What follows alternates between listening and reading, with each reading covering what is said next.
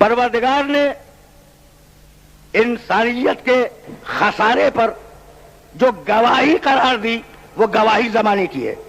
والعصر، زمانہ گواہ ہے کہ ساری انسانیت خسارے میں ہے. اور یقین کیجئے گا کہ زمانے سے بہتر گواہی انسانیت کے خسارے کی ممکن نہیں ہے. زمانے سے بہتر گواہی، انسان خسارے میں گواہ زمانہ ہے تو زمانے سے بہتر گواہ نہیں ہوگا، اس لیے کہ وہ زمانہ جو تمہارے سروں سے غیر محسوس طریقے سے گزر رہا ہے، جب وہ زمانہ گزر جائے اور تمہاری کشتی زندگی، کشتی عمر فنا کے ساحل کے قریب آ جائے تو پھر دیکھو کہ گزرا ہوا زمانہ فائدے کا زمانہ تھا یا خسارے کا زمانہ تھا.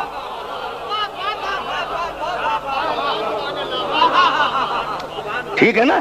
اچھا، تو اس چھوٹے سے سورے میں فائدے والوں کو بھی بتلا دیا، خسارے والوں کو بھی بتلا دیا. ایک مرتبہ پھر توجہ کیجئے گا کہ اس چھوٹے سے مختصر سے سورے میں پروردگار نے ان کا تعارف بھی کرایا جو خسارے میں ہے، ان کا تعارف بھی کرایا جو فائدے میں ہے، اور درمیان میں اللہ رکھا. اللہ سے پہلے خسارے والے، اللہ کے بعد فائدے والے.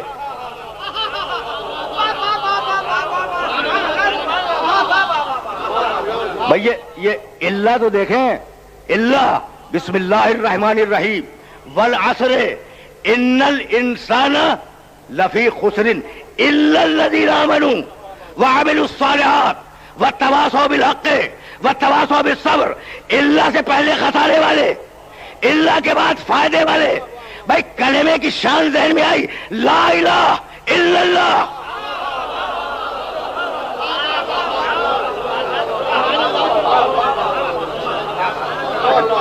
دیکھا لا الہ الا اللہ. اللہ سے پہلے خسارہ ہی خسارہ ہے، اللہ کے بعد فائدہ ہی فائدہ ہے. تو قرآن کا اللہ سمجھ میں آ گیا. بھائی توجہ رہے، قرآن کا اللہ سمجھ میں آیا.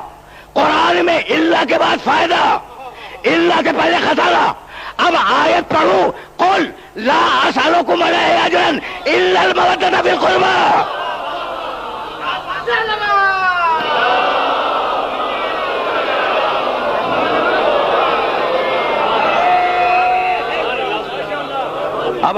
اب اگر خسارے سے بچنا ہے تو اللہ کے بعد پہ عمل کرنا.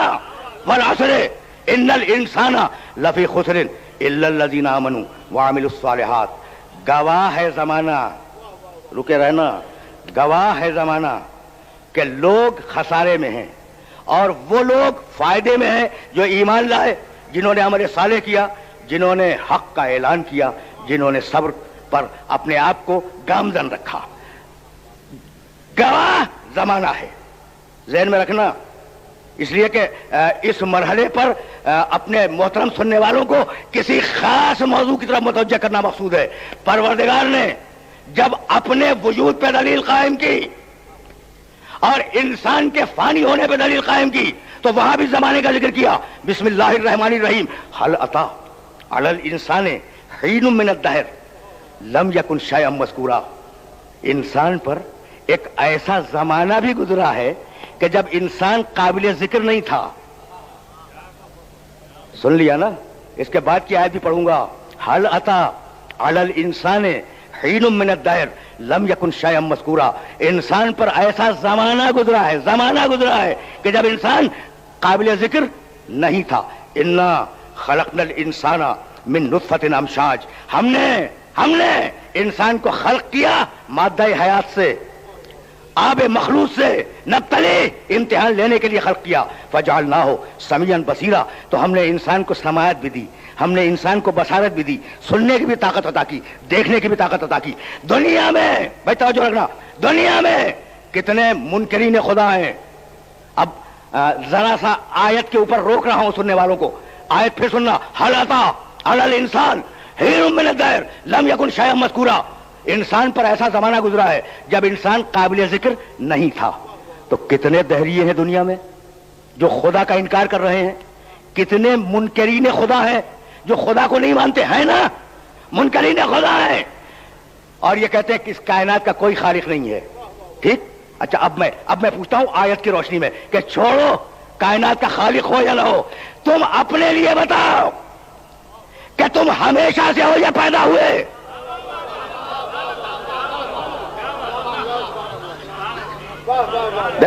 دیکھو آیت نے کس طریقے سے نفسیات انسانی کو چیلنج کیا ہے. چھوڑو ہم اس پہ بات نہیں کرنا چاہتے کہ کائنات کا کوئی خالق ہے یا خالق نہیں ہے. تم بتاؤ کہ تم ہمیشہ سے ہو یا پیدا ہوئے ہو. تو بڑے سے بڑا منکر خدا یہ نہیں کہہ سکتا کہ میں ہمیشہ سے ہوں، یہی کہے گا کہ میں پیدا ہوا. تو اب دوسرا سوال ہوگا پیدا کرنے والا کون ہے؟ پہنچ رہے ہو؟ کس شان کے ساتھ پروردگار نے اپنے وجود پہ دلیل قائم کی. تم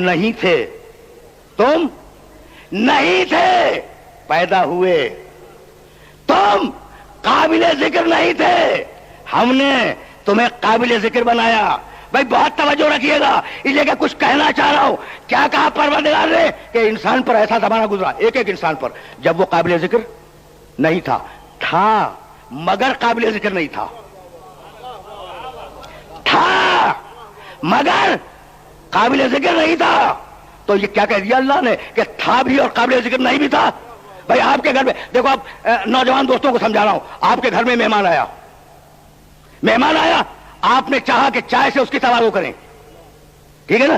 چائے بنی ہوئی نہیں تھی، آپ نے پانی گرم کیا، اس میں پتی ڈالی، پیالی میں اس عرق کو انڈیلا، دودھ ملایا، شکر ملائی، چائے بنا کے دے دی.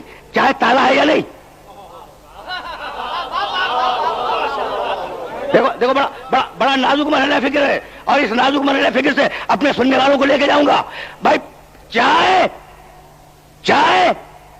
کہو گے کہ نہیں تھی؟ بھائی پانی تھا، پتی تھی، شکر الگ موجود تھی، دودھ الگ موجود تھا. جب ملایا گیا تو قابل ذکر بنی. تو یہ انسان پانی میں تھا، مٹی میں تھا، ہوا میں تھا، آگ میں تھا، جب ملایا گیا تو قابل ذکر بنا.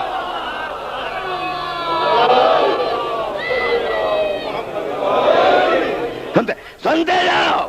بھائی ظاہر ہے کہ اپنے محترم سننے والوں کو بیدار بھی رکھنا ہے اور موضوع کے تقاضوں کو بھی پورا کرنا ہے. اچھا تو تم قابل ذکر نہیں تھے، کس نے بنایا قابل ذکر؟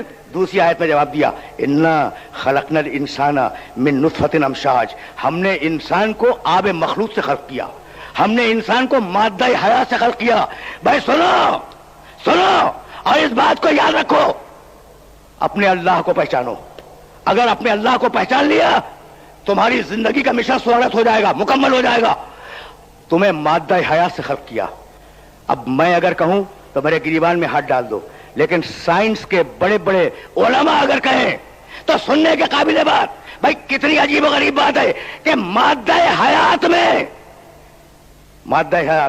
انسان کا آب نجس، اس میں 20 کروڑ سے لے کر 50 کروڑ تک زندہ جراثیم ہوتے ہیں.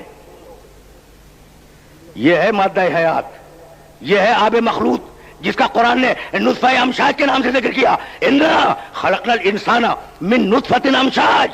ہم نے انسان کو مادہ حیات سے خلق کیا. اس مادہ حیات میں کم سے کم 20 کروڑ، زیادہ سے زیادہ 50 کروڑ زندہ جراثیم ہے.